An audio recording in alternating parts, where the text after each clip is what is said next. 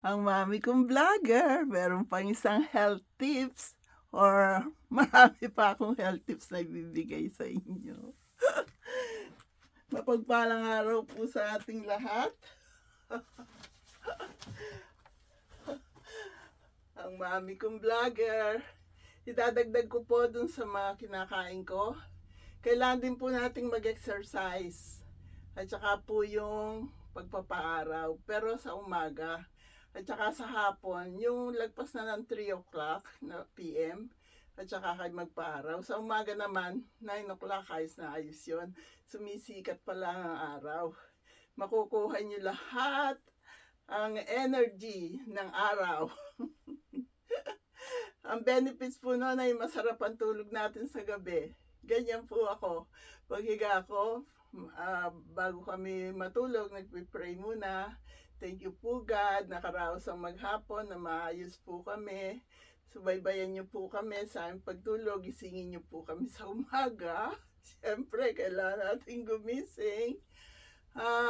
Yun po, paglalakad, kahit mabagal lang, unti-untiin natin yung mga talagang senior na sa loob ng bahay. Tapos dumungaw, kumuha ng sikat ng araw. Importante po yun. Ako, nasasamahan ko pa ng sayaw. Exercise ko po yun. Kaya, yun lang po. Ayan nyo, bawat may maiisip ako na ginagawa ko, i-broadcast ko sa inyo para masigla tayo, masaya, malakas, maganda. Sa mga lalaki din po, hindi lang sa babae ito, kailangan pogi pa rin kayo sa paningin ng inyong mga misis. At kung kayo naman ay umiinom o naninigarilyo, bago nyo naman halikan si misis, mag-toothbrush muna kayo para hindi siya parang umahalik sa ashtray. Sorry po, pero yan ang pakiramdam ko doon. Nung ang asawa ko yung umiinom at naninigarilyo, pagka lalapitan niya ako para halikan, wag muna, toothbrush ka muna. O magmumog. Hindi po ba?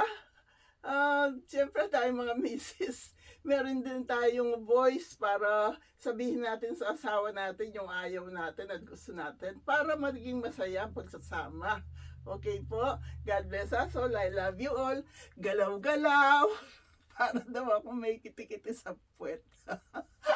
Ayos lang, basta masaya at masigla. Kung sinusunod po lahat natin, ang lahat ng tama sa katawan natin, malakas po tayo at masaya, masigla, maganda. Ang mami kong vlogger. I love you all.